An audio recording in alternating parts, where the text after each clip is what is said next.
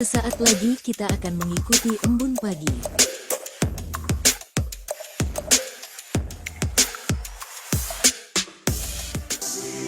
Kasihnya setiap hari seperti embun pagi, sejukkan hati. Ucapkan syukur, Tuhan Yesus baik. Biar kita tabur perkataan yang baik. Tuhan sediakan kebutuhanku, Dia akan cukupkan semua yang ku perlu. Dia sembuhkan semua sakitku, berikan damai sejahtera yang lampaui akalku. Tuhan buka jalan, pimpin semua langkahku. Dia tiang awan dan tiang apiku. Ayub 7 ayat 1 sampai 21. Bukankah manusia harus bergumul di bumi, dan hari-harinya seperti hari-hari orang upahan, seperti kepada seorang budak yang merindukan naungan, seperti kepada orang upahan yang menanti-nantikan upahnya. Demikianlah dibagikan kepadaku bulan-bulan yang sia-sia, dan ditentukan kepadaku malam-malam penuh kesusahan. Bila aku pergi tidur, maka pikirku, bilakah aku akan bangun? Tetapi malam merentang panjang, dan aku dicekam oleh gelisah sampai dini hari. Berenga dan abu menutupi tubuhku. Kulitku menjadi keras, lalu pecah. Hari-hariku berlalu lebih cepat daripada torak, dan terakhir tanpa harapan. Ingatlah bahwa hidupku hanya hembusan nafas. Mataku tidak akan lagi melihat yang baik. Orang yang memandang aku tidak akan melihat aku lagi. Sementara engkau memandang aku tidak ada lagi. Sebagaimana awan lenyap dan melayang hilang, demikian juga orang yang turun ke dalam dunia, orang mati tidak akan muncul kembali.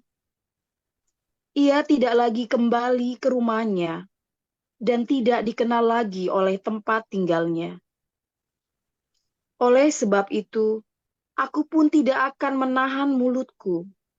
Aku akan berbicara dalam kesesakan. Apakah aku ini laut atau naga, sehingga engkau menempatkan penjaga terhadap aku? Apabila aku berpikir, tempat tidurku akan memberi aku penghiburan, dan tempat pembaringanku akan meringankan keluh kesahku. Maka engkau mengagetkan aku dengan impian, dan mengejutkan aku dengan hayal, sehingga aku lebih suka dicekik dan mati daripada menanggung kesusahanku. Aku jemu, aku tidak mau hidup untuk selama-lamanya. Biarkanlah aku, karena hari-hariku hanya seperti hembusan nafas saja. Apakah gerangan manusia, sehingga dia kau anggap agung, dan kau perhatikan, dan kau datangi setiap pagi, dan kau uji setiap saat? Bilakah engkau mengalihkan pandanganmu daripadaku? dan membiarkan aku, sehingga aku sempat menelan ludahku? Kalau aku berbuat dosa, apakah yang telah kulakukan terhadap Engkau? Ya, penjaga manusia, mengapa Engkau menjadikan aku sasaranmu, sehingga aku menjadi beban bagi diriku? Dan mengapa Engkau tidak mengampuni pelanggaranku dan tidak menghapuskan kesalahanku? Karena sekarang aku terbaring dalam debu. Lalu Engkau akan mencari aku, tetapi aku tidak akan ada lagi. Baik, saya lanjutkan 1 Korintus 10. Aku mau supaya kamu mengetahui, saudara-saudara, bahwa nenek moyang kita semua berada di bawah perlindungan awan dan bahwa mereka telah melintasi laut. Untuk menjadi pengikut Musa, mereka semua telah dibaptis dalam awan dan dalam laut. Mereka semua makan makanan rohani yang sama, dan mereka semua minum minuman rohani yang sama. Sebab mereka minum dari batu karang rohani yang mengikuti mereka, dan batu karang itu ialah Kristus. Tetapi sungguh pun demikian, Allah tidak berkenan kepada bagian yang terbesar dari mereka, karena mereka ditewaskan di padang gurun. Semuanya ini telah terjadi sebagai contoh bagi kita, untuk memperingatkan kita, supaya jangan kita menginginkan hal-hal yang jahat, seperti yang telah mereka perbuat. Dan supaya jangan kita menjadi penyembah-penyembah berhala, sama seperti beberapa orang dari mereka, seperti ada tertulis, maka duduklah bangsa itu untuk makan dan minum, kemudian bangunlah mereka dan bersukaria. Janganlah kita melakukan percabulan, seperti yang dilakukan oleh beberapa orang dari mereka, sehingga pada satu hari telah tewas 23.000 orang. Dan janganlah kita mencobai Tuhan, seperti yang dilakukan oleh beberapa orang dari mereka, sehingga mereka mati di pagut ular. Dan janganlah bersungut-sungut, seperti yang dilakukan oleh beberapa orang dari mereka, sehingga mereka dibinasakan oleh malaikat maut. Semuanya ini telah menimpa mereka sebagai contoh, dan dituliskan untuk menjadi peringatan bagi kita yang hidup pada waktu di mana zaman akhir telah tiba. Sebab itu siapa yang menyangka bahwa ia berdiri teguh, hati-hatilah, supaya ia jangan jatuh. Pencobaan-pencobaan yang kamu alami ialah pencobaan-pencobaan biasa, yang tidak melebihi kekuatan manusia. Sebab Allah setia, dan karena itu ia telah tidak akan membiarkan kamu dicobai melampaui kekuatanmu. Pada waktu kamu dicobai, ia akan memberikan kepadamu jalan keluar, sehingga kamu dapat menanggungnya. Karena itu, saudara-saudaraku yang kekasih, jauhilah penyembahan berhala. Aku berbicara kepadamu sebagai orang yang bijaksana. Pertimbangkanlah sendiri apa yang aku katakan. Bukankah cawan pengucapan syukur, yang atasnya kita ucapkan syukur, adalah persekutuan dengan darah Kristus? Bukankah roti yang kita pecah-pecahkan adalah persekutuan dengan tubuh Kristus? Karena roti adalah satu, maka kita sekalipun banyak adalah satu tubuh, karena kita semua mendapat bagian dalam roti yang satu itu. Perhatikanlah bangsa Israel menurut daging. Bukankah mereka yang makan apa yang dipersembahkan mendapat bagian dalam pelayanan mezbah? Apakah yang kumaksud dengan perkataan itu? Bahwa persembahan berhala adalah sesuatu? Atau bahwa berhala adalah sesuatu? Bukan. Apa yang kumaksudkan ialah bahwa persembahan mereka adalah persembahan kepada roh-roh jahat, bukan kepada Allah. Dan aku tidak mau bahwa kamu bersekutu dengan roh-roh jahat. Kamu tidak dapat minum dari cawan Tuhan dan juga dari cawan roh-roh jahat. Kamu tidak dapat mendapat bagian dalam perjamuan Tuhan dan juga dalam perjamuan roh-roh jahat. Atau maukah kita membangkitkan cemburu Tuhan? Apakah kita lebih kuat daripada Dia? Segala sesuatu diperbolehkan, benar, tapi bukan segala sesuatu berguna. Segala sesuatu diperbolehkan, benar, tetapi bukan segala sesuatu membangun. Jangan seorang pun yang mencari keuntungan sendiri, tetapi hendaklah tiap-tiap orang mencari keuntungan orang lain. Kamu boleh makan segala sesuatu yang dijual di pasar daging, tanpa mengadakan pemeriksaan, karena keberatan-keberatan hati nurani. Karena bumi serta segala isinya adalah milik Tuhan. Kalau kamu diundang makan oleh seseorang yang tidak percaya dan undangan itu kamu terima, makanlah apa saja yang dihidangkan kepadamu tanpa mengadakan pemeriksaan dan keberatan-keberatan hati nurani. Tetapi kalau seorang berkata kepadamu, itu persembahan berhala, jangan engkau makannya. Karena dia yang mengatakan hal itu kepadamu dan karena keberatan-keberatan hati nurani. Yang aku masukkan dengan keberatan-keberatan bukanlah keberatan-keberatan hati nuranimu sendiri, tetapi keberatan-keberatan hati nurani orang lain itu. Mungkin ada orang yang berkata, mengapa kebebasanku harus ditentukan oleh keberatan-keberatan hati nurani orang lain? Kalau aku mengucap syukur atas apa yang aku turut memakannya, mengapa orang berkata jahat tentang aku karena makanan yang atasnya aku mengucap syukur? Aku menjawab, jika engkau makan, jika engkau minum, jika engkau melakukan sesuatu yang lain, lakukanlah semuanya untuk kemuliaan Allah. Janganlah kamu menimbulkan sesat dalam hati orang, sebab orang Yahudi atau orang Yunani maupun jemaat Allah, sama seperti aku juga berusaha menyenangkan hati semua orang dalam segala hal, bukan untuk kepentingan diriku, tapi untuk kepentingan orang banyak, supaya mereka beroleh selamat. Demikian firman. Firman Tuhan selalu baru setiap hari, dibaca bolak-balik akan selalu baru kalau Anda selalu hidup dalam cinta kasih, selalu berdiakonia, berbuat baik, harapan Tuhan, ampuni sesama. Ya, firman Tuhan jadi baru. Tapi kalau kamu tidak mau ngampuni, firman Tuhannya nggak baru-baru. Ngeluh terus hidup, ya nggak baru-baru. Kasih Tuhan selalu baru, iya, tapi kamu ngeluh terus, makanya nggak baru-baru. Ya, kenapa? Karena memang hidup itu berat, ya kan? Hidup itu berat, ya. Dan tadi sore, ya, saya tadi cek, aduh suaranya kok nggak bagus ya, kurang bagus. Tapi semoga Anda bisa mengikutinya tadi ya di Koinonia tentang padang gurun. Ya kan? Cerita aja juga cuma cerita tentang padang gurun dan pencobaan kan sebetulnya kan. Dimana ketika kita masuk di dalam padang gurunnya kita, ya, setiap saat kita masuk dalam padang gurunnya kita, lalu kita kehilangan semuanya, ya kan, kehilangan kenikmatan hidup di padang gurun itu, bahkan ada topan badai, ya kan. Dengan adanya topan badai itu kan hidup kita jadi terasa makin lebih berat lagi kan, makin lebih berat lagi hidup kita, saudara. Ya kan, seberat apa sih hidup itu, saudara? Ya kan, seberat apa hidup itu? Anda berpikir sampai Anda rasanya kok nggak kuat, tapi ya kuat ya, nggak mungkin nggak kuat ya, nyatanya tiap hari kuat. Masalahnya yang bikin nggak kuat kan karena dosa itu enak ya, dosa itu nikmat kan. Yang tadi kemarin saya sudah ceritakan ya, bahwa ada orang konseling, Pak, saya jatuh lagi Pak, jatuhnya enak Pak. Ya, kalau orang jatuh dalam dosa, dosanya enak, bisa lepas nggak saudara? Iya susah. Lalu kamu konseling ngapain? Ya cuma mau sharing aja Pak, betapa enak dosanya itu, kan kurang ajar saudara.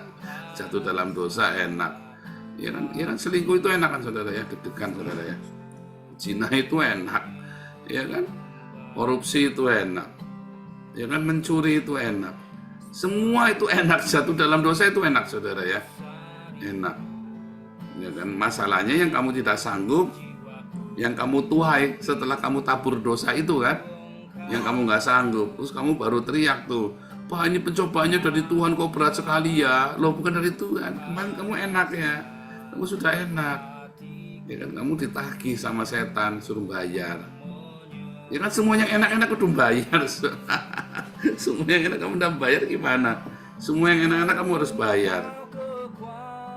Betul nggak? Nggak enak-enak. Semua yang enak-enak harus bayar. Kencing enak nggak saudara? Enak ya kudu bayar. Kencing aja harus bayar saudara. Harus bayar, enak aja kamu yang enak-enak dan bayar, ya kan? Yang enak-enak dan bayar apa saudara? Pijet aja bayar kok saudara. Pijet aja bayar saudara ya.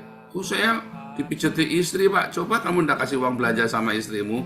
Istrimu mau mijetin lagi nggak? Oh mau Pak, mijetin pakai apa? Pakai layah Pak, ya kan? Kalau nggak pakai alu pada gebuk-gebuk, ya kan? Enak ya, semua enak, tetapi harus bayar. Semua yang enak-enak harus bayar. Kalau kamu nggak bayar akan datang debt collector. hutang bunga berbunga. Ya kan? Makanya Tuhan tidak kasih kita enak-enak. Saudara yang hidup dalam enak-enak itu tidak baik, saudara. Ya, saudara kalau hidup dalam enak-enak itu nggak baik. Percaya nggak, saudara? Loh, kan kita maunya hidup enak. Iya, salah, kamu nggak baik. Tidak baik untuk jiwamu, tidak baik untuk di masa depanmu, saudara. Semua yang enak, karena kamu nanti bayarnya nanti. Kamu makan enak terus, nanti tiba-tiba badanmu penuh sakit. Kamu mau hidupnya nyaman-nyaman terus, tiba-tiba ada pencobaan, kamu stres. Orang yang dari kecil hidupnya nyaman, enak, hidupnya dari kecil ya, gampang, semua gampang, mudah, IQ-nya juga cerdas, sekolah ya tanpa harus mati-matian, ya, belajar siang malam, ya kan, karena IQ-nya tinggi, duitnya orang tuanya juga ada, istilahnya apa? Waktu masih kecil dimanja, muda foya-foya, matinya masuk surga, itu maunya gitu, saudara ya. Tapi kalau kamu mau matinya masuk surga, di tengah-tengah itu prosesnya nggak enak. Mertua saya sejak persuasnya nggak enak. Papa mertua saya itu waktu kecil dimanja, muda foya-foya, saudara ya. Punya istri, istrinya pintar kerja, saudara. Wah, ngerti ya, saudara ya. Mama mertua saya itu pintar kerja ya, kerja keras. Jadi dia cuman dia hidupnya enak sekali. Nah, itu tadi mengalami hal yang mengerikan. Keluarga besarnya ini ya. Terus papa mertua saya bertobat. 3 tahun kemudian meninggal, saudara. Ya. Kecil dimanja, muda foya-foya, mati masuk surga. Tapi diantaranya itu ternyata ada proses tetap yang tidak enak sekali. Tidak enak sekali, saudara. Mengerikan sekali prosesnya itu, tapi membuat dia masuk surga. Setiap kali kamu enak-enak di masa mudamu, kamu kudu bayar nanti di masa tuamu, saudara. Kalau kamu di masa mudamu, kamu penuh penderitaan, wah saya dari kecil menderita pak, mengeluh segini, jangan, saudara. Kalau kamu mengeluh, kamu sampai tua, sampai mati tetap gak enak hidupnya. Tapi kalau kamu dari muda, kamu hidupnya biasa dengan tidak enak, berbahagialah. Ya, berbahagialah. Loh, tapi udah punya duit pak. Loh, bukan masalah punya duit, nyatanya kamu masih hidup kan, bisa makan. Kadang-kadang gak bisa makan kak. Bagus, kamu udah makan tiap hari, pada obesitas kan sekarang. Ada banyak hal kamu bisa mengucap syukur, nyatanya Tuhan tetap pelihara dan kamu tetap hidup sampai hari ini. Ya, berbahagialah orang yang dari muda, ya dari kecil, dari muda kamu hidup dengan tidak enak. Caranya gimana Pak supaya bisa menikmati hidup tidak enak? Bilang terima kasih Tuhan Yesus. Bilang terima kasih, thank you Jesus, Jesus, thank you Jesus. Tiap hari kamu bilang terima kasih Tuhan Yesus. Tiap hari kamu bilang terima kasih Tuhan Yesus. Dalam hidup yang tidak enak-enak itu kamu bilang terima kasih Tuhan Yesus. Percaya setiap kamu bilang terima kasih Tuhan Yesus, hidupmu yang tidak enak itu kamu nikmati dengan ucapan syukur. Saudara, kalau saya dulu fitness ya saudara ya, saya keranjingan fitness dulu ya. Saya keranjingan fitness itu sampai ya saya jadi ya badannya ya, sudah six pack segala macam. Pernah saya tunjukkan fotonya ya. Waktu mau fitness itu ya nggak enak saudara ya. Pertama kali, waduh, saya dari berat 130 kilo. Bagaimana saya turun 130 kilo jadi 90 kilo sebelum fitness ya. Saya sebelum 130 jadi 90 saudara, hanya dalam waktu 1 tahun saudara. Caranya gimana saudara? Saya masuk penjara saudara. Saya ngurusin badan itu di penjara ya, 130 kilo jadi 90. Terus saya tiap hari saya push up di penjara saudara ya. Saya push up tiap hari karena saya stres. Saya push up, saya sit up ya saudara ya. Saya push up, saya sit up, terus ya saya lari tiap hari, muterin itu ya, muterin kompleksnya di dalam LP itu ya. Saya puterin itu ya tiap hari, mungkin 5 kilo kali saya lihat tiap hari lari itu ya. Terus saya sprint, tiap hari saya sprint lari saudara ya. Ya nggak enak. Saudara, kalau saya nggak masuk penjara, saya sakit-sakitan tuh saudara, banyak penyakitnya tuh. Karena saya doyan makan enak. Jadi penjara saya turun 40 kilo, terus saya turunkan lagi 10 kilo lagi, saya fitness terus saudara ya. Nggak enak nggak? Nggak enak, nggak ada fitness. Tapi karena saya menikmati saudara, wah begitu turun dari 130 ke 90 ya, dan itu prosesnya di penjara loh saudara, lagi di penjara, lagi di LP ya, lagi di LP.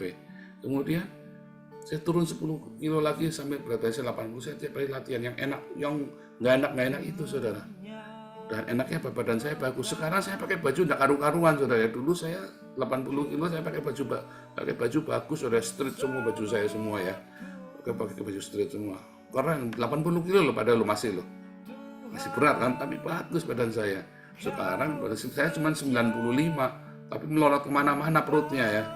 Karena apa? Saya yang enak-enak terus. Dulu yang nggak enak. Kamu caranya menikmati yang nggak enak itu dengan mengucap syukur, saudara. Bilang, Tuhan Yesus engkau baik. Di dalam yang nggak enak itu kamu bilang terima kasih engkau baik. Nikmati, karena itu kan melatih otot-ototmu, saudara. Saudara, ada orang bodybuilding ya, saudara ya. Ya, saya lihat di YouTube tuh, saya kaget, saya ketawa, tapi ini benar juga ya. Ada tukang bodybuilding, badannya bagus, gede, rapi gitu ya. Tapi disuruh ngangkat ember semen nggak kuat sebenarnya ya. Lalu ada tukang badannya krempeng kayak Pak Mulia begini, saudara. Tiap kali ngangkatin ember semen dia sambil naik tangga ya, 3 lantai, saudara. Pakai tangga ini, bukan tangga biasa, karena kan bangunan belum jadi. Ya Pak Mulia krempeng begini, saudara, tapi kuat bawain semen, ya diusaknya dibawain di pundaknya dia ya. Ini bodybuilding baru sekali naik aja udah kayak mau mati, saudara. Padahal bodinya udah kayak Arnold Schwarzenegger itu ya. Arnold Schwarzenegger itu loh, bukan Arnold Schwarzenegger. Modelnya udah begitu ya. Ya, cara yang enak-enak, saudara ya. Nikmati ya, dengan ucapan syukur. Bahkan ketika kamu hidup enak, hati-hati, saudara. Anda semua yang hari ini hidupnya enak, hati-hati. Termasuk saya. Caranya gimana, Pak? Kalau kita lagi hidup enak begini, Pak. Kalau kita lagi hidup enak, terjunlah dalam pelayanan. Udah gegeran, Pak. Nah iya, hidupnya nggak enak. Kamu difitnah, di apa ya kan? Kayak saya kan. Saya sudah enak-enakan, ya kan, difitnah, di apa, di kebuah, dicaci maki, diapain, disalahpahami. Nah, cari masalah, tapi saya dengan cara memberkati. Ketika saya memberkati orang, nolongin orang malah dipentungi, saudara, sama yang saya tolongi. Nggak apa-apa. Karena yang enak-enak itu tidak baik. Yang tidak enak itu, ya. Kalau kamu nikmati, ternyata itu baik dalam hidupmu. Ya, kalau kamu terus mengucap syukur yang tidak enak itu, maka semuanya itu membawa kamu ke dalam tanah perjanjian. Bahkan di tanah perjanjian itu pun kamu harus selalu waspada. Supaya jangan sampai susu dan madu itu membuat kamu terpisah dari Tuhan. Tapi tetap latihan. Makanya Tuhan izinkan beberapa suku ya tinggal, tetap beberapa suku orang asing itu tetap tinggal di Kanaan untuk menjadi apa? Supaya orang-orang Israel ini tetap siaga, tetap waspada. Ya, tetap siaga, jangan terlena. Tuhan Yesus memberkati.